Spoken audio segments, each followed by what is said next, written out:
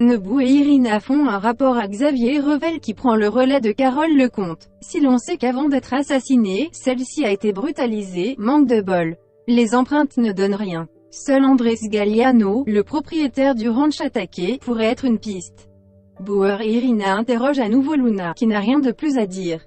Selon elle, Andrés a été pris pour quelqu'un d'autre. Irina raconte alors une histoire qui glaçante. Dans mon pays, Pavel a brûlé des dizaines de personnes. Le feu, c'est son arme favorite. Il est sans pitié. Plus tard, Xavier Revel débarque dans le bureau de Nebou. Il tend aux flics une lettre écrite par Carole Lecomte à l'intention de son fils. Elle y explique avoir été menacée par Pavel et obligée de lui balancer des informations. La taupe du commissariat, c'était elle. Andrés ou plutôt Pavel, et Samir sont à l'écart de la ville. Max, le petit truand qui a fait des misères à Estelle et Francesco l'été dernier, les rejoint.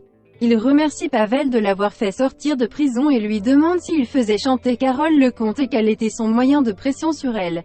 Pavel répond simplement « Comme on tiendra le prochain ». En montrant des photos de Bauer sur son portable, Samir parle d'un homme célibataire père d'une petite fille qui, cerise sur le gâteau, travaille sur l'enquête. Plus tard, il suit Bauer et le prend en photo alors qu'il va chercher sa fille, Lucie, à la sortie de l'école.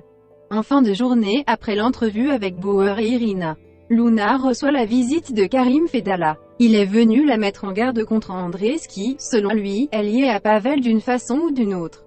Il lui rappelle notamment ce que Pavel a fait à Elsa. Karim n'a pas oublié la dette qu'il a envers elle et promet de la rembourser un jour. Luna lui propose alors de s'acquitter maintenant de sa créance. Comment, lui demande Karim. En renonçant à vos représailles. Laissez Pavel tranquille, lui répond-elle en le regardant droit dans les yeux.